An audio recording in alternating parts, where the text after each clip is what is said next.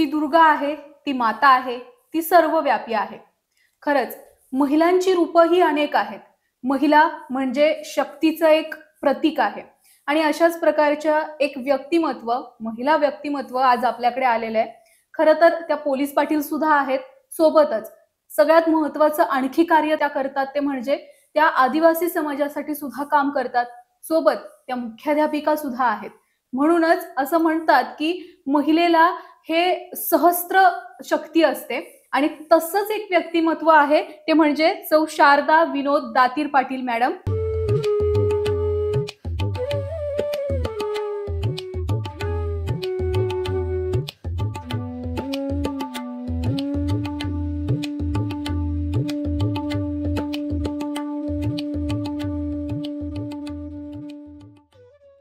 नमस्कार मॅडम. सर्वात आधी तर मला हे सांगा की पोलीस पाटील आणि आदिवासी समाजासाठीची जी काही तुमच्याकडून होणारी मदत असेल, तर आधी पोलीस पाटील तुम्ही झालेला होतात की आधी आदिवासी समाजासाठी मदत करायची हे ठरवलेलं होतं? सगळ्यात अगोदर खूप खूप धन्यवाद तुम्ही इतकं छान इंट्रोडक्शन करून दिल्याबद्दल. आधी मी आदिवासी समाजासाठी कार्यरत आहे. गेले जवळजवळ 11 वर्ष झालेले आहेत आणि पोलीस पाटील होऊन मला 6 वर्ष झालेले आहेत. पोलीस पाटील मी नंतर झाले. माझी पहिली आवड, माझं पहिलं पॅशन हे सामाजिक कार्यच आहे, जे मी आदिवासी समाजासाठी करते. मग आता तुम्हाला पोलीस पाटील म्हणून किती वर्ष झाली आहेत आणि कुठला विभाग आहे तुमच्याकडे? मला आता पोलीस पाटील म्हणून 6 वर्ष झालेली आहे. मी मुळशी तालुक्यातील माले या गावाची प्रथम महिला पोलीस पाटील आहे, जी मी परीक्षा देऊन, इंटरव्ह्यू देऊन पास झाले आणि मग पोलीस पाटील हे पद मी आता भूषवित आहे. आता मी पुणे जिल्हा महिला आघाडी या जी पोलीस पाटीलचा संघ आहे आमचा, त्याच्यावरती कार्यकारी अध्यक्ष म्हणून काम पाहते. आपल्या संस्थेचं नाव आहे गुरुकुल एज्युकेशन फाउंडेशन, जी मुळशीमध्ये रजिस्टर्ड आहे. आणि जी संस्थेचे जे संस्थापक आहेत ते विनोद ज्ञानदेव दातीर, जे माझे मिस्टर आहेत, ते संपूर्ण काम पाहतात आणि त्या कामामध्ये मी त्यांना मदत करते. गेले 11 वर्ष आपण मुळशी तालुक्यामध्ये या संस्थेच्या अंडर आदिवासी समाजासाठी काम करतोय. त्याचबरोबर ही संस्था पुण्यामध्ये एक CBSE स्कूलसुद्धा या संस्थेच्या अंडर आहे. ती स्कूलही गेले 14 वर्ष आपली स्वतःची स्कूल आहे, CBSE school, pre primary school आहे. आता पोलीस पाटील म्हणून तुम्ही तर 5-6 वर्षांपासून कार्यरत आहात, पण मग आदिवासी समाजासाठी काम करायला सगळ्यात आधी सुरुवात कधीपासून केलेली होती तुम्ही? गेली 10 ते 11 वर्षापूर्वी मी आणि माझे मिस्टर, आम्हाला दोघांनाही फिरायची खूप आवड आहे. त्यामुळे राजगड ला गेलो होतो दोघंही असंच. बाईकवरती गेलो होतो आणि म्हटलं की चला जाऊया. मग गडावरनं खाली उतरल्यानंतर आम्ही गडाच्या पायथ्याशी अशी एक वस्ती बघितली, जी मिस्टरांनी बऱ्याच वेळेला बघितली असेल, पण मी पहिल्यांदा पाहिली. आणि तिथे अशी लहान मुलं होती, बायका होत्या, त्यांचा पेहराव थोडा वेगळा होता, बोलीभाषा वेगळी होती. त्यामुळे मी एक क्युरिओसिटी म्हणून त्यांना विचारलं की ही कुठली लोक आहेत आणि ही अशी राहतायत. त्यांची घरं विशिष्ट पद्धतीने त्यांच्या झोपड्या होत्या. सो मी क्युरिओसिटी म्हणून विचारलं त्यांना की हे नक्की कुठली लोक आहेत ही. तर मग त्यांनी मला सांगितलं की हा कातकरी समाज आहे. मग माझा अजून उत्सुकता वाढत गेली की कातकरी समाज म्हणजे काय. तर माझे मिस्टर हे मुळशी तालुक्यातलेच असल्यामुळे त्यांना त्या समाजाबद्दल एक बेसिक माहिती होती. मग त्यांनी मला सांगितलं की हे आदिवासी जमातीमध्ये मोडतात आणि हा कातकरी समाज आहे, जो पूर्वी आपण पानाला लावायचा कात चुना लावून आपण पात, जे कात काढायचं काम करायचं ना, ते हे कातकरी लोक. तर त्यांनी ती माहिती मला सांगितली आणि सांगितलं की हे तू इथे बघतीयस, पण आपल्या मुळशी तालुक्यामध्येही अशा वस्त्या आहेत किंवा असे पाडे आहेत जिथे हे आदिवासी लोक राहतात. आणि तेव्हा कसं माझं नवीनच लग्न झालं होतं, 3-4च वर्ष झाली होती. त्यामुळे मला एवढा संपर्क माझा आला नव्हता पूर्ण तालुक्याशी किंवा काय. तर म्हणून मग मी विचारत गेले त्यांना आणि त्यांनाही कळालं की हिला काहीतरी याच्यातली माहिती हवी, म्हणून सांगत गेले. म्हटलं की आपण मग आपल्याच गावातली वस्ती बघायला जायचं का. मग आम्ही दोघांनी असं ठरवलं की आपण जाऊयात. मग तिथे गेल्यानंतर असा अनुभव आला की ती लोक आपल्याला खूप अशी पटकन स्वीकारत नाहीयेत. म्हणजे त्यांना नकोय की तुम्ही त्यांच्या पाड्यावर गेलेले किंवा बरोबर. आपल्यासारखी सामान्य लोक त्यांच्यापर्यंत पोहोचलेली, त्यांच्यासाठी काय करतात हे नकोय. आणि अतिशय आम्ही जी एक वस्ती बघितली होती तर तिथे बिकट अशी परिस्थिती होती की म्हणजे मुलांच्या अंगावरती कपडे नव्हते, ज्या झोपड्या होत्या त्यांना छत नव्हतं. म्हणजे अशा दयनीय अवस्थेमध्ये आम्ही त्यांना पाहिलं. आणि मग मला असं वाटलं की आपल्या तालुक्यामध्ये आहे, तुम्ही इथे लहानाचे मोठे झालेले आहात आणि आपण इथे काहीतरी केलं पाहिजे.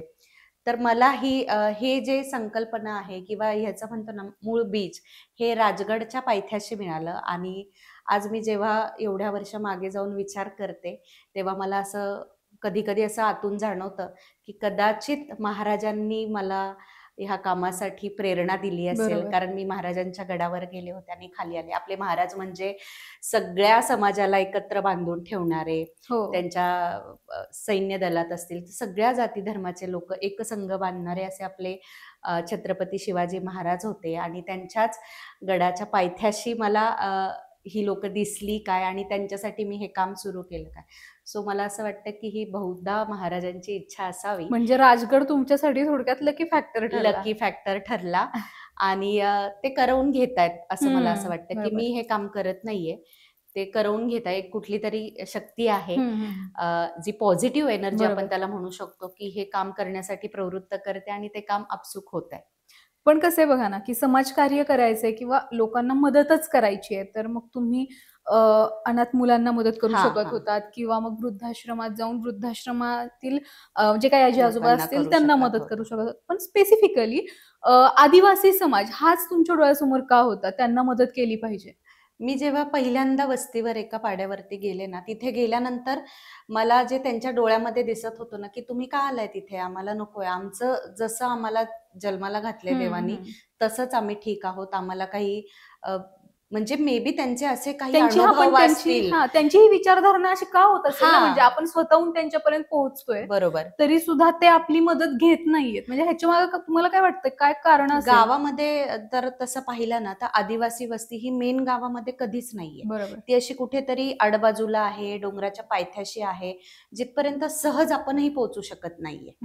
त्यामुळे त्यांचा सामान्य लोकांशी असलेला संपर्क, किंबहुना असंही काही झालं असेल की त्यांना ते चांगले अनुभव नसतील. कारण गावाकडची लोक आपण सगळीच वाईट आहेत असं म्हणता नाही येणार आपल्याला. बरोबर. पण त्यांचे अनुभव वेगळे असू शकतात. बरोबर. त्यांनी त्यांच्या लाईफमध्ये काय सफर केलंय, किंवा त्यांच्या कुटुंबासोबत आणखी आधी काय काही झालेलं आहे. कारण जनरली काय होतं, स्वच्छता स्वच्छ राहत नाहीत किंवा त्यांचा पेहराव जो असतो किंवा त्यांची बोलीभाषा जी असेल ती, त्यांच्या सुखसुविधा जेवढ्या कमी आहेत त्यांना त्या पूर्ण होत नाहीयेत. त्यामुळे त्यांच्या राहणीमानामध्ये ते असं गावकऱ्यांना वाटत असेल की नाही बाबा यांच्यापासून थोडंसं लांब राहावं, मग त्यांनी स्वतःलाच लांब करून घेतलं. बरोबर. असा माझा एक तिथला, मी जेव्हा पाहिलं त्यांच्याशी बोलले आणि त्यांना हे नको होतं की नाही आम्ही आमचं चाललंय ते बरं चाललंय, जे आम्ही आमचं सुख दुःख त्यांना थोडक्यात करतोय. सहानुभूती हां, नकोय आपली. त्यांना नको होतं ते. तर मला असं वाटलं की जसं तुम्ही म्हणालात की अनाथ आश्रम, वृद्धाश्रम किंवा इतरही बऱ्याचशा गोष्टी आहेत. तर हे चालवणारे अजूनही दिग्गज मंडळी आपल्याकडे उपलब्ध आहेत आणि ते करतातही, त्यांच्या त्यांच्या परीने ते काम करतायत. पण मला समाजाच्या ह्या घटकापर्यंत पोहोचायचं होतं की जिथपर्यंत सामान्य माणूस जात नाहीये किंवा ते एक्सेप्ट करत नाहीयेत आपल्याला. जरी बरोबर. कुणी व्यक्ती जायचं म्हणत असेल तर ते एक्सेप्ट नाही करत आहे. तर ते थोडं चॅलेंजिंग वाटलं की का एक्सेप्ट करत नाहीयेत आणि एक्सेप्ट केल्यानंतर ह्यांच्यामध्ये काय बदल होऊ शकतात. तर हे थोडंसं चॅलेंजिंग वाटलं आणि म्हणून मग मी ठरवलं म्हणजे ते होत गेलं आमच्या बरोबर. दोघांकडनं. माझे मिस्टर असतील आणि मी, ते होत गेलं की नाही जाऊयात, बोलूयात, करूयात. कारण सुरुवातीला तर आम्ही असं काही खूप मोठं कार्यापासून सुरुवात केली असं नाही. पहिला उपक्रम तुमचा कोणता होता आदिवासी समाजासाठीचा? आदिवासी समाजासाठी आपला पहिला उपक्रम होता माणुसकीचे आनंद कोटी, ज्याच्या अंतर्गत आपण त्यांची दिवाळी साजरी करतो. बरोबर. तर आणि तो तुम्ही आता कंटिन्यू पुढे ठेवलेला आहे? कंटिन्यू ठेवलेला आहे. मग ते म्हणजे माणुसकीची आनंद कुटी ही कन्सेप्ट नक्की काय आहे आणि मुळात हे नाव कसं काय सुचलं तुम्हाला? ह्याच्या मागे पण एक छोटीशी गोष्ट आहे. आमच्या स्कूलमध्ये आम्ही एक वर्ष आमच्या स्कूलमध्ये लहान मुलांसाठी आम्ही बालगणेश आणायचो आणि गणपती बाप्पा बसवायचो. बरोबर. सो एक वर्षी डेकोरेशन आम्ही असं केलं की झोपडी बनवली होती, हम्म, माझ्या हम्म. मिस्टरांनीच बनवली होती आणि त्याच्यामध्ये गणपती बाप्पा आपण विराजमान केले होते. तर ते इतकी पालकांना छान वाटली. पण मग एकदा बघता बघता असं वाटलं की आपण ज्या ठिकाणी जातोय आदिवासी लोकांना भेटायला, तर काहीसे सिमिलर आहे त्याच्यामध्ये. अशाच झोपड्यांमध्ये ते राहतायत. आणि मग नंतर असं वाटलं की आपण ह्यांच्यासाठी काहीतरी असं करूया जेणेकरून ह्यांना आनंद मिळेल. बरोबर. तर म्हणून मग आम्ही दिवाळी साजरी करायची ठरवली पहिल्या वर्षी, की आपण तिथे जाऊया, छान फराळ देऊया किंवा त्यांना जे गरजेच्या वस्तू आहेत त्या वाटूयात आणि मग त्यांच्याबरोबर दिवाळी साजरी करूयात. तर मग ही मदत गोळा करण्यासाठी आम्ही एक कुटी उभारली आमच्याच स्कूलच्या प्रिमायसेसमध्ये. कुटी म्हणजे ती झोपडी. तर झोपडी, जुन्या ह्याच्यामध्ये आपण कुटी म्हणायचो त्याला. आणि त्या कुटीमध्ये पालकांकडनं धान्य जमा व्हायला लागलं. आम्ही एक स्पेसिफिक पिरियड ठेवला त्याला, एक 4 ते 5 दिवसात तुम्ही जे तुमची इच्छा असेल, मुठभर तांदूळ असेल, साखर असेल, जे आणून तुम्ही त्या कुटीमध्ये ठेवायचंय, ते आपण सगळं सॉर्टिंग करून त्या वस्तीवरती वाटणार आहोत. तर पहिली वस्ती माझी ही पौडची वस्ती होती, मुळशी तालुक्यातली पौडची वस्ती. तर मग तिथे आम्ही दिवाळीनिमित्त अन्नधान्य गोळा केलं आणि त्या कुटीमध्ये अन्नधान्य गोळा केलं. जे धान्य आम्ही तिथपर्यंत घेऊन गेलो किंवा फराळाचं सामान घेऊन गेलो, तर त्यांना तो आनंद वाटला. त्यामुळे मग त्याचं कॉन्सेप्टचं नाव आम्ही माणुसकीची आनंद कुटी, कारण जो कोणी तिथे मदत करतोय तो माणुसकी जपणारा होता. कारण त्याला समाजाप्रती आपणही काहीतरी देणं लागतो या भावनेने तो देणारा होता. कारण आम्ही आज तागायत कधीही कुणावरती असं कंपल्शन केलं नाही की हे तुम्हाला करायचंच आहे. दान हे स्वखुशीने आलं पाहिजे. कुणीतरी त्या गोष्टी खाणार आहेत त्यांच्या, म्हणजे त्यामुळे त्यांना ते अंगी पण लागायला पाहिजे ना. त्यामुळे दानासाठी आपण कधीच कुणाला फोर्स नाही करू शकत. त्यामुळे मग त्याला आनंद कुटीला नाव आलं माणुसकीची आनंद कुटी. आणि मग ती आतापर्यंत अविरतपणे सुरू आहे. गेले 11 वर्ष एका वस्तीपासून सुरुवात केली होती. साधारणतः दरवर्षी आपण 25 गावांना ती मदत देतो. आणि तुम्ही स्वतः तुमच्या संस्थे थ्रू तिकडे मदत करतात? येस. दरवर्षी दिवाळीला गेले 10 ते 11 वर्ष आम्ही आमच्या घरात दिवाळी साजरी केली नाही. आमचं घर म्हणजे आदिवासी पाडा आणि तिथेच आम्ही दिवाळी साजरी करतो. आणि ह्या कामासाठी पुणे महानगरपालिकेने सुद्धा आपल्याला म्हणजे ह्या कामाची दखल घेतली 2018 साली. आणि ही काहीतरी वेगळी कन्सेप्ट आहे. त्यामुळे आदर्श व्यक्तिमत्व म्हणून मला पुणे महानगरपालिकेकडनं पुरस्कृत करण्यात आलं. आणि मग तुमची जी गुरुकुल संस्था आहे, तर त्याची शाळा पण आहे. बरोबर. तर त्यामध्ये असा काही कोटा आहे का की आदिवासी विद्यार्थ्यांसाठी एवढी बाबा संख्या असेल, त्यात तुम्ही आदिवासी विद्यार्थ्यांना पण शिकवाल, असं काय आहे का कन्सेप्ट? आपल्या शाळेत तसं द्यायला हरकत नाही, पण आपली शाळा आहे पुण्यामध्ये. आदिवासी सगळा समाज आहे हा मुळशी तालुक्यामध्ये. आणि माझी शाळा प्री प्रायमरी आहे. त्यामुळे तिथे अगदी 3, 4, 5 वर्ष एवढ्या वयोगटाची लहान मुलं आहेत. सो एवढी लहान मुलं आणणं पुण्यामध्ये तेवढं पॉसिबल नाहीये. पण गावाकडे काय आहे ना, की प्रत्येक गावामध्ये जिल्हा परिषदेची एक शाळा असते. तर आमचा हा प्रयत्न असतो की ती मुलं जी आहेत आदिवासी, ज्या ज्या पाड्यावरची किंवा ज्या ज्या वस्तीवरची गावातली मुलं आहेत, ती जिल्हा परिषद शाळेमध्ये गेली पाहिजे. मग तिथले जे जिल्हा परिषदेचे जे शिक्षक असतात किंवा मुख्याध्यापक असतात, तर त्यांच्याशी आम्ही संपर्कात राहतो आणि तिथून आम्हाला जे मदत करता येईल, मग आम्ही त्या शाळेला मदत स्वरूपात काही देता येतंय का आपल्या संस्थेकडून, किंवा त्यांना लागणाऱ्या गरजेच्या वस्तू, किंवा ते आदिवासी मूल शाळेपर्यंत पोहोचावं त्यासाठी आपल्याला काय करता येतंय का. तर अशा आम्ही, कारण घराच्या जवळ शाळा असणं एवढ्या लहान मुलांची, तेही गरजेचं आहे. त्यामुळे ह्या तुमच्या प्रयत्नांना यश मिळाले का? म्हणजे असे आदिवासी जे काही लहान मुलं असतील ते खरोखर झेडपीच्या शाळेत जाऊन शिकलेत, असं आतापर्यंत उदाहरण तुमच्यातलं आहे म्हणजे, किंवा शिकतायत असं आहे. पण प्रबोधन ही गोष्ट अशी आहे ना, की आज जादूची काडी फिरवली, आज सांगितलं आणि उद्या बदल झाला, असं होत नाही. एक तर आपल्यामध्ये खूप पेशन्स असावे लागतात. त्यांची त्या प्रति भावना काय आहे, किंवा 4थी पर्यंत शिकतात, 5वी पर्यंत शिकतात. आम्ही याही गोष्टींना सामोरं गेले की एक साधारण 7वी 8वी झाले की मुलं शाळा सोडून देतात किंवा मुली जातच नाहीयेत शाळेमध्ये. तर याही गोष्टी आम्ही अनुभवलेल्या आहेत. पण मी जसं म्हटलं की प्रबोधन ही एका दिवसाची गोष्ट नाहीये, ह्यासाठी तुम्हाला पेशंटली काम करावं लागतं. आणि मग तुम्ही आणि डोअर बाय डोअर त्यांना शाळेसाठी हे करता का, की तुम्ही या शाळेत म्हणून त्यासाठी प्रोत्साहित डोअर बाय डोअर जाऊन हो, करता पण आदिवासी ऍक्च्युली हे पाड्यात? जिल्हा परिषदेचं पण काम, म्हणजे हो, जिल्हा हो. परिषदेची शाळा आहे ना, हो. त्यांचंही हे इंडिव्हिज्युअल काम काम असतं, असतं. की हो. गावामध्ये किती मुलं आहेत, त्यातली मुलं शाळेमध्ये येत आहेत का, आणि हे सगळं टीम वर्क आहे. म्हणजे त्या गावातले सरपंच असतील किंवा प्रतिष्ठित व्यक्तिमत्व हो, असतील हो. किंवा त्या शाळेचे शिक्षक जे असतील, तर ते सगळे कोऑपरेटिव्ह. सो आम्ही बऱ्यापैकी प्रयत्न करतो की मुलांनी शाळेत गेलं पाहिजे. पण मी जसं म्हटलं की फक्त मी तिथे गेले एखाद्या पाड्यावरती आणि 1 तास भाषण देऊन आले, तर माझं कोणीही ऐकणार नाही. बरोबर. त्यांना काय वाटेल, ही बाई येते, बडबड करते हो. आणि जाते. निघून जाते. आम्हाला आमचं रोजचे आम्हाला माहिती आहेत प्रॉब्लेम्स काय आहेत. बरोबर. तर त्याच्यासाठी आधी मला त्यांच्या मनात घर करणं हो, हे हो. खूप गरजेचं वाटलं, की त्यांना मी त्यांच्यातली एक वाटायला पाहिजे. कारण त्यांचे आधीचे मे बी अनुभव काही वेगळे असतील आपल्यासारख्या सामान्य हो. लोकांबरोबर. तर आधी कम्फर्टेबल व्हायला पाहिजे ना त्या मुलांनी, त्या बरोबर. स्त्रियांनी माझ्यासोबत. सो म्हणून मग आम्ही त्या पद्धतीने आधी कामाला सुरुवात केली, की आधी त्यांचे छोटे छोटे सण सेलिब्रेट करणं, त्यांच्या छोट्या छोट्या गरजा, म्हणजे अक्षरशः कोणी प्रेग्नेंट महिला असेल, हां. मग तिला काही लागतंय का, आशा हं. वर्कर असतात गावामध्ये, मग बरोबर. तिच्या थ्रू तिचं तिच्या थ्रू हां. नाव नोंदणी करून घेणं हं. सरकारी हॉस्पिटलमध्ये.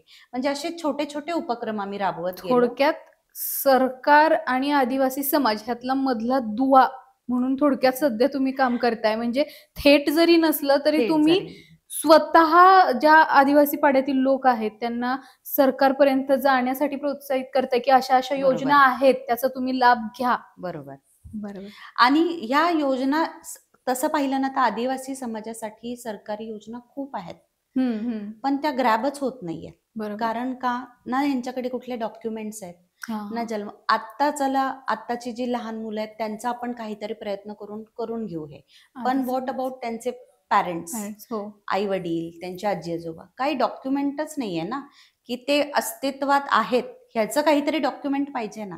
आणि आपलं जी सिस्टीम आहे त्याला आधी काहीतरी पेपर डॉक्युमेंट हो. लागतं, proof. त्याशिवाय तुमचं काही होत नाही. म्हणजे आज समजा असंही आपण म्हणू शकतो की मी जिवंत आहे हे फक्त मला सांगून नाही चालणार आहे. हो, माझ्याकडे काहीतरी birth डॉक्युमेंट certificate. लागेल Yes. की येस, मी जिवंत आहे म्हणून. तर ते डॉक्युमेंट असणं खूप गरजेचं आहे. पण मग तर तुम्हाला मग असं वाटतं का? त्याच्यासाठी हां. आम्ही कॅम्प आता चालू करतोय, केलेले आहेत याच्यापूर्वीही, बरोबर. की आधी त्यांना रहिवासी दाखले देणं. आता रहिवासी दाखला देणं हे त्या गावाचा जो ग्रामसेवक आहे, पोलीस पाटील त्यांना अहवाल देऊ शकतात, किंवा जी गावातलं सरपंच, ग्रामपंचायत ह्याच्या थ्रू रहिवासी दाखला त्यांना देणं, मग त्यांचं पूर्वजांचे काही स्ट्रेस लागतात का ते बघणं, आणि त्याच्या थ्रू त्यांचं काहीतरी एक डॉक्युमेंट तयार होईल की जेणेकरून कळेल की ह्या व्यक्तीचं इथे अस्तित्व आहे.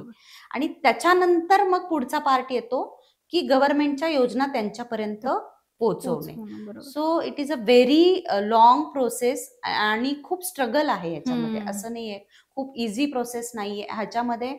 जर मी एका गावाचे पोलीस पाटील आहे तर ऑफकोर्स माझी ग्रामपंचायत मला फुल सपोर्ट करणार की त्याच्यामध्ये चला करूया. पण जेव्हा आपण आपलं काहीतरी आपली म्हणतो ना, border बॉर्डर ओलांडून पुढे दुसऱ्या गेलं. गावामध्ये जातोय, दुसऱ्या कुठेतरी जातोय, तर तिथे आपल्याला काम करताना ऑफकोर्स थोडंफार येणार. म्हणजे त्यांना समोरच्याला त्या कामाचं कितपत इम्पॉर्टंट आहे त्याच्यावरती ठरतं ते काम किती वेळात पूर्ण होणार आणि किती वेळात नाही होणार. सो हा बऱ्यापैकी मोठा स्ट्रगल आहे, जो अजूनही आमचा चालू आहे. अजूनही आपल्याला भरपूर काम करायचंय. आत्ताशी आपण 20 ते 25 गावापर्यंत गेलो. अशा मुळशी तालुक्यामध्ये 75 ते 80 वाड्या वस्त्या आहेत जिथपर्यंत आपल्याला पोहोचायचंय आणि तिथपर्यंत आपल्याला मदत करायची आहे. बरोबर. आणि खरं तर आदिवासी समाजाला मुख्य प्रवाहात आणणं पण तितकंच गरजेचं आहे. त्यांच्याकडे बरोबर. कला सुद्धा भरपूर आहेत. कला भरपूर आहे. कारण पाहायला गेलं तर बघा, टोपलं, आता टोपलं विणण्याची कला ही तुमच्या माझ्यासारख्यांना घरच्या घरी बसून नाही, येणारच नाही नाहीये. येणार. त्यामुळे आदिवासी समाजाला मुख्य प्रवाहात आणण्यासाठी तुम्ही काम करताय. पण आणखी 4-5 वर्षांनी तुम्हाला काय वाटतंय, की आदिवासी समाज मुख्य प्रवाहात त्या समाजाला आणण्यासाठी तुमच्याकडून आणखी कुठले प्रयत्न केले जातील या पुढच्या भविष्यात? आत्तापर्यंत आदिवासी समाजाला मुख्य प्रवाहात आणण्यासाठी आम्ही आधी काय केलं, म्हणजे मला थोडंसं आधीचं सांगावं लागेल, म्हणजे मग मला पुढचं सांगता येईल. आपण काय केलं की आधी कनेक्टिव्हिटी वाढवली. की त्या मुलांनी, त्या महिलांनी विशेष करून ह्या समाजामध्ये आधी आलं पाहिजे. काय होतं ना, एखादी गोष्ट करण्यासाठी आपल्याकडे मेन तर मोटिव्ह असावं लागतं, की मला पुढे जाऊन हे करायचंय, त्यासाठी मला हे आधी करायचंय. तर त्यांच्याकडे आणि ते मोटिवेशन पण असायला हवं. त्यांच्या मुलांनी, तरुण मुलांनी, त्यांच्या ज्या यंग लेडीज आहेत तिथल्या, त्यांनी जर हा समाज पाहिला तर त्यांना कुठेतरी अशी भावना निर्माण होईल, की मी जर शाळेमध्ये गेलो, मी जर शिकलो, मी जर काही नवीन नवीन गोष्टी शिकलो, म्हणजे नॉट ओन्ली फक्त एज्युकेशनचं बद्दल नाही बोलत आहे मी, वेगळ्याही गोष्टी शिकलो, तर मलाही ह्या समाजामध्ये तेवढं मानाचं स्थान मिळू शकतं. त्यासाठी काय करणं गरजेचं आहे, एकतर आपला समाज ज्याला आपण म्हणतो की मुख्य प्रवाह, त्या प्रवाहाने सुद्धा त्यांना एक्सेप्ट करणं गरजेचं आहे. त्यासाठी मेन हेच होतं की ते समाज आणि ह्या समाज दोघं एकत्र आले पाहिजे, समोरासमोर आले पाहिजे. त्यासाठी मग आम्ही वेगवेगळे उपक्रम राबवले. जसं की लोकमत तीची आरती, सगळ्यांना माहिती आहे पुण्यामध्ये लोकमत दरवर्षी महिलांच्या हस्ते एक 7 दिवस गणपतीची आरती केली जाते लोकमत ऑफिसला. आणि तिथे वेगवेगळ्या क्षेत्रातल्या महिला येतात, म्हणजे पोलीस असतील, इंजिनियर्स असतील, डॉक्टर्स, वेगवेगळ्या नामांकित कंपन्यांचे कोणी स्टाफ असेल, अशा वेगवेगळ्या महिला येतात आणि त्यांच्या हस्ते आरती होते. तर मलाही 1 वर्ष बोलावणं आलं की मॅडम तुम्ही याल का? तर मी म्हटलं मी येईल, पण माझी एक अट आहे की मी माझ्या हस्ते करण्यापेक्षा तुम्ही माझ्या महिला भगिनींच्या हस्ते, आदिवासी महिला भगिनींच्या हस्ते तिथे आरती करावी. सो हे पहिल्यांदा लोकमतमध्ये असं घडलं की आदिवासी महिलांच्या हस्ते तिथे आरती झाली. बरोबर. माझा मुख्य उद्देश हा होता की त्या महिलांनी पुण्यामध्ये आलं पाहिजे आणि समाजाने त्यांना रिस्पेक्ट दिला पाहिजे. सो सुरुवात आम्ही तिथून केली. मग लोकमतनी खूप छान त्यांचं नियोजन केलं, आणण्यानेण्याची व्यवस्था केली, खाण्यापिण्याची व्यवस्था केली आणि मग नंतर त्यांच्या हस्ते आरती झाली. मग असे वेगवेगळे उपक्रम. मग काहीही पुण्यामध्ये आम्ही जेव्हा कार्यक्रम घेतोय तेव्हा एक तरी पार्ट आदिवासीचा आमच्या सोबत असतो. आत्ताच आम्ही धर्मरक्षक संभाजी महाराज मूवी घेतला. त्या मूवी बऱ्याच जणांनी शाळकरी मुलांसाठी अरेंज केला होता, पण मी आदिवासी मुलांसाठी अरेंज केला होता. आम्ही मुळशी तालुक्यातून आदिवासी मुलांना पहिल्यांदा सिटी प्राईड सारख्या थिएटरमध्ये घेऊन आलो. त्यांनी थिएटरमध्ये बसून मूवी बघितला आणि महाराजांकडनं तर शिकण्यासारखं भरपूर काही आहे. सो म्हणजे हे छोटे छोटे एक्झाम्पल आहेत की आपण त्यांना मुख्य प्रवाहात आणण्यासाठी काय केलंय. नुकताच 8 मार्च आपण महिला दिन साजरा केला. तर आम्ही 8 मार्च रोजी आदिवासी महिलांना पहिल्यांदा घराच्या बाहेर काढलं. पहिल्यांदा त्या बसमध्ये बसल्या, AC बसमध्ये बसल्या आणि दिव्यागरला त्यांना घेऊन गेलो होतो. आयुष्यामध्ये पहिल्यांदा समुद्र दिसल्यानंतर काय एक्सप्रेशन्स असतील, म्हणजे त्यांच्याकडे बघून आमच्या डोळ्यात पाणी येत होतं की त्यांना असं कुणी इतक्या प्रेमाने, आपुलकीने कुठे नेलेलंच नाहीये, बोललेलंही नाही. सो हे आहे की मुख्य प्रवाहात आणणं म्हणजे काय, तर त्यांना आपल्यामध्ये आणून तो रिस्पेक्ट मिळवून देणं, मिसळून घेणं की तुम्ही कोणी वेगळी लोक नाहीयेत, तुम्हाला 2 शिंग आहेत आणि आम्हाला नाहीयेत, अशातला भाग नाहीये. आपण सगळी माणसंच आहोत, देवाने आपल्याला समान जन्माला घातलेला आहे. सो हे भावना त्यांच्यामध्ये निर्माण होण्यासाठी, आता मुख्य प्रवाहात आणण्यासाठी अजून भविष्यात काय करणार आहोत, तर आमचा असं मानस आहे की आता त्या महिलांना स्वतःच्या पायावरती उभं राहण्यासाठी रोजगार उपलब्ध करून द्यायचा. मुलांसाठी तर आपण शिक्षणासाठी प्रयत्न करतोय, मग आम्ही अशा खूप छोट्या छोट्या गेम्स घेतो कधी कधी. तू जर शाळेत रोज जात असशील तर आम्ही तुला ही गोष्ट प्रोव्हाइड करू. बरोबर. अशाही गोष्टी आम्ही त्यांना सांगतो की बाबा तू जा शाळेमध्ये, मग काय पाहिजे, सायकल पाहिजे, दप्तर पाहिजे, पुस्तकं पाहिजे, ते आम्ही नेऊन देतो त्यांना. मग शाळेतल्या शिक्षकांशीही संपर्क ठेवतो ऍट द सेम टाइम की आम्हाला तुम्ही ऍटलिस्ट प्रेझेंटी मेंटेन करा की मुलं येत आहेत का, किंवा तुमच्या शाळेला काय मदत हवी आहे का, तुमच्या शाळेमध्ये असं काही आहे का. तर मग आणि आपल्याबरोबर बऱ्याचशा संस्था आहेत, इतरही सेवाभावी संस्था, की ज्या आपल्याला नेहमी सढळ हाताने मदत करतात. मग आपण दुवा बनतो त्यांच्यामध्ये, ती संस्थेला तिथपर्यंत नेऊन पोहोचवतो. मग त्यांच्या काही गरजा असतील त्या संस्थेमार्फत त्यांच्याही गरजा पूर्ण होतात. आणि मेन माझा मोटिव्ह आहे की या मुलांनी शाळेत गेलं पाहिजे, शिक्षण घेतलंच पाहिजे, बेसिक शिक्षण तरी घेतलं पाहिजे, कारण शिक्षणाशिवाय पर्याय नाहीये पुढच्या पिढीला. त्यामुळे ह्या गोष्टी आपण करतोय. आणि जसं मी म्हटलं, रोजगार उपलब्ध करून देणं, कारण मदत आपण किती दिवस करणार. एखादा आपण किट वाटतोय, आज मी आहे, उद्या मी असेल नसेल, कोण कोण करणार ना. जेवढं असं म्हणतो ना की जेवढं आम्ही करू शकतोय तेवढ्याच आत्मीयतेने पुढची आमच्या मागची पिढी किंवा जी पुढची Yes. पिढी आहे ती करू नाही शकणार ना थोडक्यात ते. स्वावलंबन तुम्ही त्यांना शिकवता. हा, की तुम्ही आता घेणारे झालात, पण माझं एक स्वप्न आहे की उद्या पुढे चालून कोणीतरी आदिवासी मुलगा मुलगी अशी घडली पाहिजे की तिने 4 लोकांना मदत केली पाहिजे. बरोबर. तर हे मेन उद्दिष्ट आहे आपलं. तुमच्या ह्या सगळ्या आता जे काही तुम्ही आदिवासी समाजाबद्दल काम करताय समाजासाठी, अर्थात ते काम खूप मोठं आहे. कारण प्रत्येकाला असं वाटतं की आपण केली पाहिजे मदत, पण प्रत्येक जण करत नाही करत. आणि जो करतो तोच खरा ग्रेट असतो. पण आता म्हणजे याला कमेंट खूप मिळत असतील तुमच्या याला. आता आमच्यासारखे देतात, पण तुम्ही ज्यांच्यासाठी काम करताय त्याच लोकांमधून तुम्हाला जेव्हा आपुलकीची किंवा चांगली थाप मिळते, ती थाप काय आहे आणि तुम्हाला तेव्हा काय वाटतं नक्की? सुरुवातीला मी जेव्हा ह्या कामाची सुरुवात केली होती ना, तेव्हा मी वस्त्यांवरती, वाड्यावरती जायचे. काय आहे ना, तुम्ही जो मला प्रश्न विचारताय ना, त्याच्या प्रत्येक प्रश्नामागे मला अशी काहीतरी स्टोरी आठवते लगेच, कारण कनेक्ट होते मी लगेचच. तर आधी आम्ही जेव्हा जायचो ना, तेव्हा ते आम्हाला एक्सेप्ट नाही करायचे, की काय येते बडबड करते आणि नकोय आम्हाला काही. तर सॅनिटरी नॅपकिन्सचा एक मदत आरोग्यासाठी हा एक उपक्रम मी राबवला होता महिला दिनानिमित्तच. तर ते सॅनिटरी नॅपकिन्स मला फक्त वाटायचे नव्हते, तर हे काय यूज करायचे किंवा ह्याला कसं, ह्याचं डिस्पोजल कसं असलं पाहिजे किंवा महिलांच्या शरीरातले बदल, म्हणजे हे गायनेक डॉक्टर नेऊन आम्हाला त्यांना ते सांगायचं होतं. आधी मी 8 दिवस वस्त्यांवरती फिरत होते, तेव्हा बायका बोलल्या हो येतो आम्ही. मग आम्ही तिथलंच एक हॉल वगैरे बघितला. म्हटलं की आता एक 4-5 गावातल्या महिला गोळा करायच्या. 10,000 सॅनिटरी नॅपकिन्स त्यावेळेला गोळा झाले होते आणि ते आपल्याला डिस्ट्रीब्यूट करायचे होते. तर मग ऐन ज्या दिवशी कार्यक्रमाची वेळ आली, आता 11ला कार्यक्रम सुरू होणार आहे, 11 वाजले, एकही महिला हॉलमध्ये नाही. काय करायचं आता?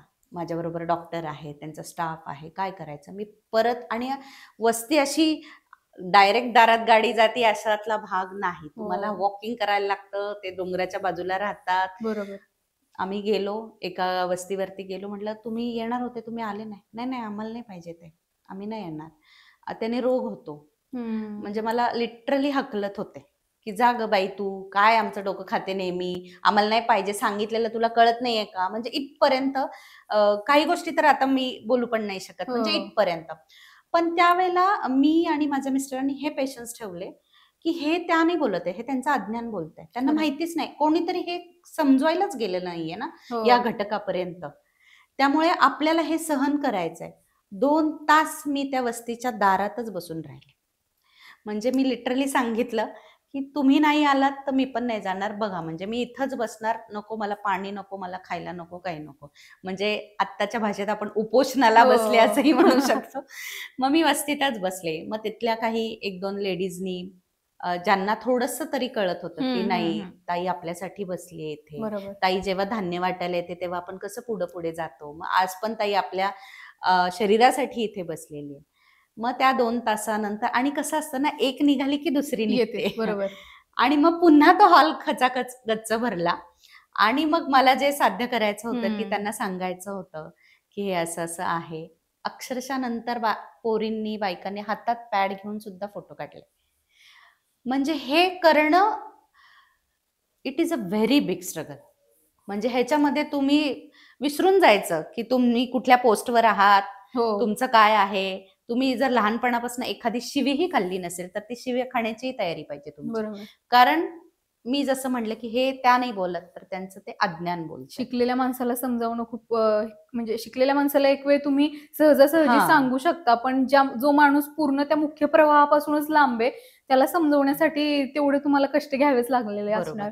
तर त्या वस्तीवरती, ज्या वस्तीवरती हा इन्सिडेंट झाला, तर त्या वस्तीवरच्या आजी होत्या, त्यांचं ठाम मत होतं, तू रोगच वाटतेस, तुझ्यामुळे आमच्या बायकांना काहीतरी होणार आहे. लिटरली तिने माझा हात पकडला होता, चल निघ इथून, अजिबात यायचं नाही परत. जर तुझं मला तांदूळ नको, तुझं मला हे नको, आणि एका पॉइंट नंतर त्यांची भाषा सुरू होते जी मला समजणार नाही, सो ती चालू होते. तर त्यावेळेला मला त्यांनी हाताला धरून बाहेर काढण्याचा त्यांचा तो प्रयत्न होता, पण बाकीच्या त्या महिलांनी हे केलं की नाही नाही, असं नाही आपण ताई बरोबर वागू शकत वगैरे. आणि तो कार्यक्रम झाला. पण आत्ता सुद्धा त्या आजी आहेत आणि आत्ता ह्या 5-6 वर्षानंतर 7 वर्ष बहुतेक झालीत त्या गोष्टीला. तर त्याच्यानंतर मी जेव्हा त्या वस्तीवर जाते, तीच आजी माझ्या पुढे येते. गावाकडे एक पद्धत असते बघा, असं करायची. बरोबर. ती येणार, असं करणार, माझ्या गालगुच्चे घेणार, माझ्या गालाची पप्पी घेणार, आली हा. ग माझी बाई, आली ग माझी बाई, अशी बोलणार. सो तिने हे बघितलं की ही बाईने हार नाही मांडली. मी हक्कलं तरी ही आली, मी हक्कलं तरी ही आली. बरोबर. म्हणजे मी हिला किती घाण बोलले तरी पण हिने साथ नाही सोडली. तर ते त्यांना असं बोलून नाही दाखवावं लागलं, ते त्यांनी कृतीतनं पाहिलं. तुमच्या सततच्या प्रयत्नांमुळे त्यांची माया शेवटी तुमच्याकडे हा. आली आहे. तर मला एक वर्ष पुरस्कार मिळाला होता आणि मी गेले होते. तर त्यांना सांगितलेलं की मी पुरस्कार घेऊन येते, मला सामाजिक कार्यासाठी आणि मला कुठलाही पुरस्कार मिळाला की मी आधी वस्तीवर जाते. कारण माझं असं म्हणणं आहे की हा पुरस्कार माझा नाहीच आहे, हा तुम्ही मला साथ देताय म्हणून पुरस्कार. तर त्यांनी आदिवासी बायकांनी माझं औक्षण केलं होतं. सो माझ्यासाठी हे म्हणजे लाईफ टाईम म्हणतो ना आपण, अवॉर्ड आहे तो माझ्यासाठी, हे मी कधीच विसरू शकत नाही. आणि तीच ती आजी होती की जिने माझं औक्षण केलं होतं. सो हे बदल होतात. आता आमची आदिवासी एक वस्ती आहे जिथे आम्ही आता त्या वस्तीचं ड्रास्टिक चेंज आम्हाला करायचं, म्हणजे अगदी स्वच्छतेपासून ते आता तिथे तिथल्या महिलांनी कामासाठी प्रवृत्त करणं किंवा एखाद्या ठिकाणी जाण्यासाठी त्यांनी पटकन हो म्हणणं, म्हणजे समजा पुण्यात आणायचंय किंवा एखाद्या ठिकाणी. तर ह्यासाठी आम्ही जे प्रयत्न करतो, तर दिसली त्या गावाचं नाव आहे, पौडच्या थोडंसं पुढे गेले की तिथे हौसा म्हणून एक लेडीज आहे आदिवासी, जिच्यामध्ये मला खूप वेगळा चेंज दिसतोय, जिला आम्ही आमच्या श्रावण सोहळ्यामध्ये, श्रावण सोहळाही आपण घेतो, त्याच्यामध्ये आदिवासी महिलांच्या हस्ते दीपप्रज्वलन असतं, त्यांचे वेगवेगळे परफॉर्मन्स असतात. भारतामध्ये प्रथम आदिवासी महिलांनी रॅम्प वॉक केला होता 20 बायकांनी आपल्या स्टेजवरती. 3 वर्ष झाले या गोष्टीला. या महिलांना स्टेज उपलब्ध करून दिला, ज्या कार्यक्रमाला साधारणतः वेगवेगळ्या क्षेत्रातल्या 1000 ते 1500 महिला दरवर्षी उपस्थित असतात.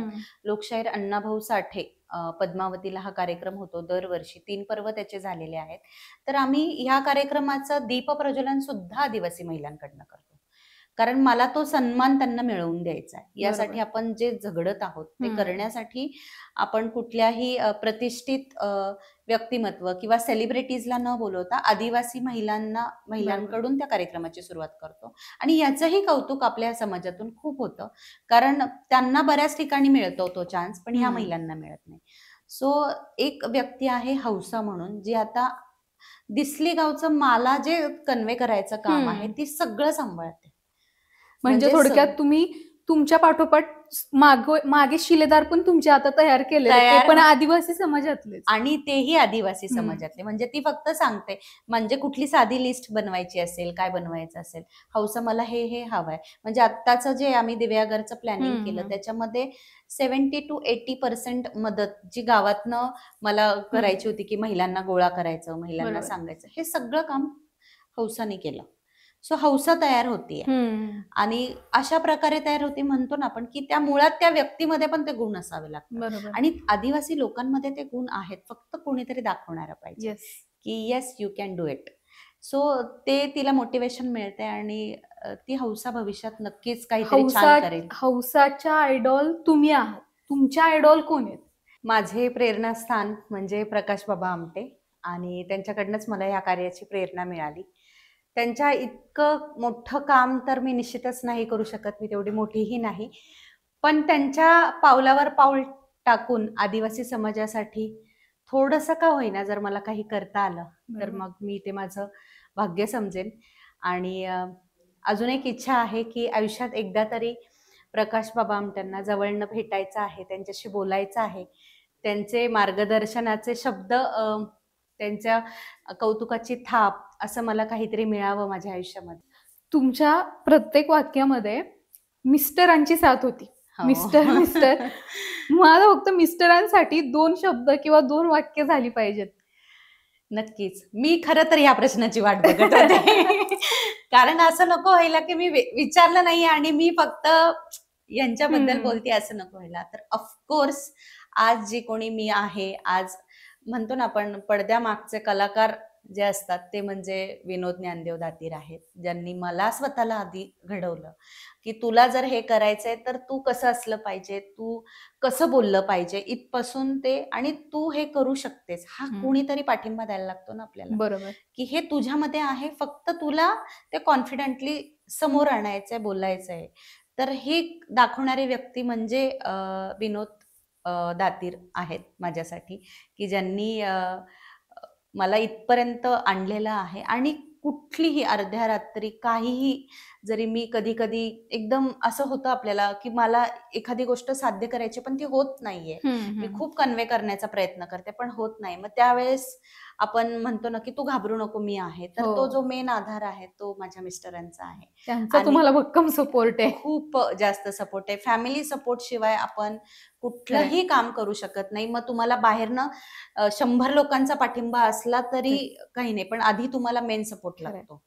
तर तो मोरल सपोर्ट आणि सगळं म्हणजे आज जे काही शारदा दातीर आहे ती फक्त आणि फक्त विनोद दातीरमुळे. कसं आहे म्हणजे दुसरी उदाहरणं पाहिली तर एका पुरुषाच्या मागे एक महिला असते असं म्हणतात. तुमच्या याच्यामध्ये तुमच्या कामात तुमच्या मिस्टरांनी सगळ्यात जास्त सपोर्ट केलाय आणि त्याच्यामुळे आज शारदा दातीर हे नाव सगळ्यांपर्यंत गेलं आणि सगळ्यात महत्वाचं आदिवासी समाजाला तुमचा फायदा जास्त झाला. भविष्यातलं आता तुमचं टार्गेट काय आदिवासी समाजासाठीचं? भविष्यातलं टार्गेट असं आहे की आपल्याला मुळशी तालुक्यामध्ये त्यांचा कौशल्य विकास एक सेंटर उभं करायचं आहे. आणि त्या सेंटरमध्ये सगळ्या काही गोष्टी त्यांना, म्हणजे त्यांचे कुठले डॉक्युमेंट्सचं काम असेल किंवा त्यांना कुठला रोजगार हवा आहे किंवा त्यांच्या मुलींची लग्न असतील त्यासाठी त्यांना मदत हवी असेल, तर ह्या सगळ्या गोष्टींसाठी आपल्याला त्यांना मदत करायची. इझी ऍक्सेस झाला पाहिजे त्या सेंटरमध्ये, त्यांना भीती नाही वाटली पाहिजे, मी कसं जाऊ, माझ्याकडे कुठलाही कागद नाहीये, मी कसं जाऊ इथे मदत मागायला, तर हे नाही झालं पाहिजे. तर त्यांच्यासाठी आपल्याला एक मुळशी तालुक्यामध्ये असं सेंटर, मदत केंद्र उभं करायचंय, कौशल्य विकास सेंटर हे आपण त्याला म्हणू शकतो. आणि जेणेकरून त्याच्यातून नवीन रोजगार निर्मिती होईल आणि 100% मुलं ही शाळेमध्ये गेली पाहिजेत, त्यांनी शिक्षण घेतलं पाहिजे, बालविवाह नाही झाले पाहिजेत. तर त्यासाठी आपल्याला भविष्यामध्ये पूर्ण प्रयत्न करायचे. आणि त्यासाठी आपल्या सारख्या सामान्य लोकांकडून, प्रतिष्ठित लोकांकडून, वेगवेगळ्या सेवाभावी संस्थांकडून मदतीचे हात पुढे यायला हवेत. आत्तापर्यंत 11 वर्ष आम्हाला भरभरून मदतीचे हात आलेले आहेत, त्यामुळे आपण हे एवढं वास्ट काम करू शकतो. पण इथून पुढे जे आपलं जे मेन, जसं तुम्ही म्हणालात की टार्गेट आहे, ह्याच्यासाठी खूप मोठ्या मदतीची, पाठिंब्याची आपल्याला गरज असणार आहे. तर तुमच्या या व्हिडिओद्वारे मी सगळ्यांना आवाहन करेल की हे एक सामाजिक कार्य आहे, ईश्वराने नेमून दिलेलं कार्य आहे असं मी समजते. यात आपण फक्त माध्यम आहोत, आपण काही करत नाही, म्हणजे मीही काही करत नाहीये, आपण फक्त माध्यम आहोत. हे काम ईश्वराचं काम आहे आणि या कार्यामध्ये जेवढ्या जास्त लोकांनी सहकार्य केलं तेवढं जास्त आपलीच माणसं आपल्यामध्ये पुन्हा एकरूप होतील आणि त्यांचे आशीर्वाद आपल्याला कायम मिळतील. धन्यवाद.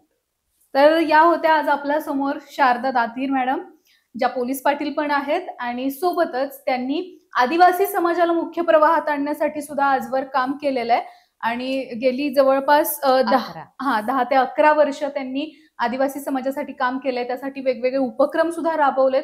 स्वतः डोअर टू डोअर जाऊन, प्रत्येक आदिवासी पाड्यावर जाऊन, म्हणजे मुळशीतल्या जवळपास 20 ते 25 पाड्यांपर्यंत त्यांनी काम केलेलं आहे. त्या सगळ्या पाड्यांपर्यंत जाऊन तिथल्या महिलांसाठी असतील, तिथले जे काही लहान मुलं असतील तर त्यांना शिक्षणाच्या ज्ञानगंगेत येण्यासाठी सुद्धा त्यांनी काम केलेलं आहे. मॅडम, तुमचं हे काम आणि तुमच्या संस्थेचं काम हे असंच अविरतपणे पुढे चालू राहू देत. आदिवासी समाजाला ज्ञानगंगेत जाण्यासाठी तुम्ही सगळ्यात मोठा दुवा ठरताय आणि असंच इथून पुढे सुद्धा तुम्ही हा त्यांच्यातला दुवा ठरणार आहात.